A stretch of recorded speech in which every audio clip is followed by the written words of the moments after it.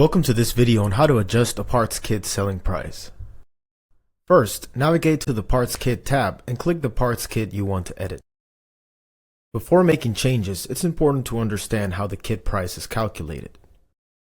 The kit price equals parts list plus labor sale.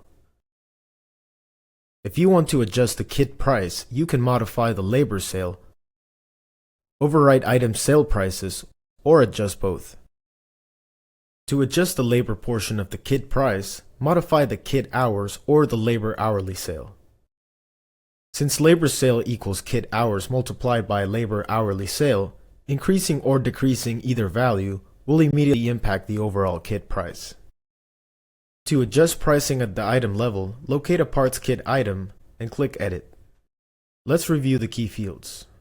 The cost and list fields are pulled directly from the parts master.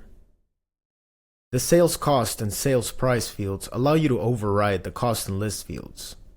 If left blank, the system will use the cost and list from the parts master. Extended cost and list equals sales cost and price multiplied by quantity.